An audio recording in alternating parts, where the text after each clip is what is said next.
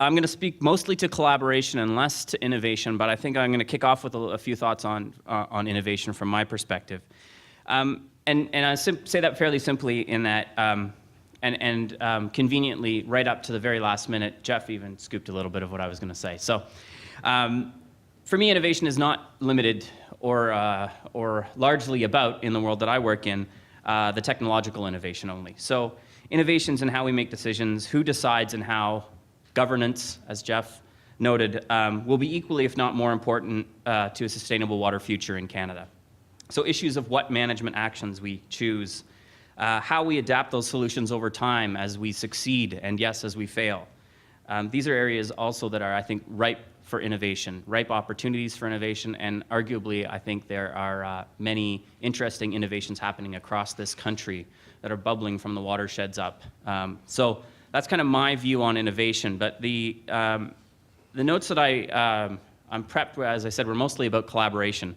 And I thought I would just quickly run through essentially the informal filter that I use when I am inevitably approached or told that it's time to collaborate. So collaboration is really central to the world that I work in. Collaborating among NGOs, with NGOs and foundations and donors. Often we're glued together by funders that want us collaborating, with media partners, with companies, academic institutions, and of course with Water Summit organizers and advisors. The favorite kind of collaboration, right?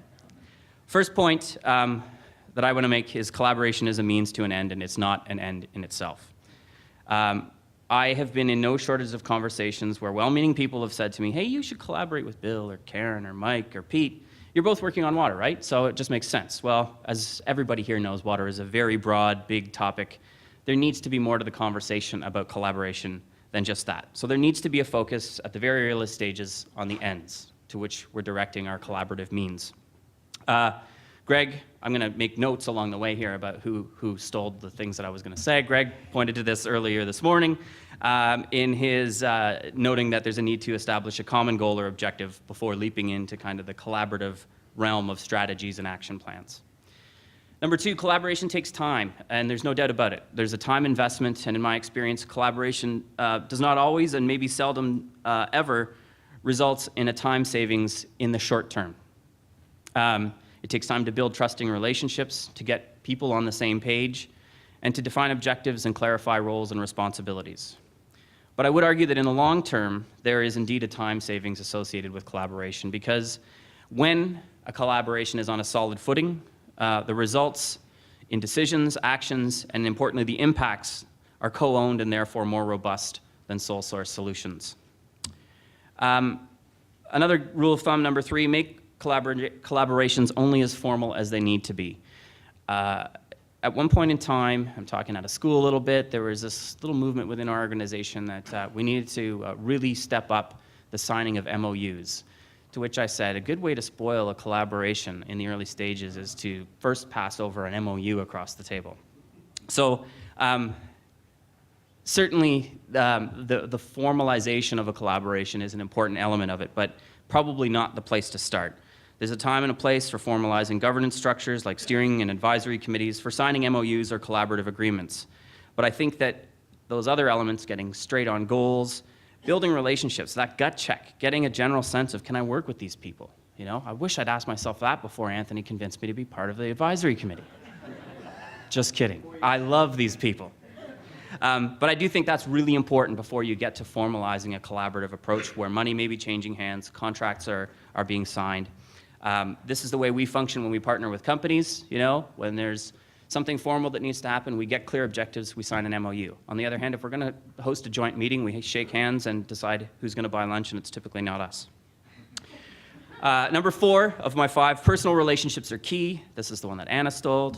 She talked this morning about building trust and the time it takes to build trust and how important that is. In my experience, this could just be me, strong relations are built both inside and outside the formalities of collaborations, right? It certainly helps when you can talk details at the boardroom table and then keep the conversation moving over a beer or coffee. Or you can do things in reverse, or just opt for the beer or coffee. Alex and I have collaborated over beer recently.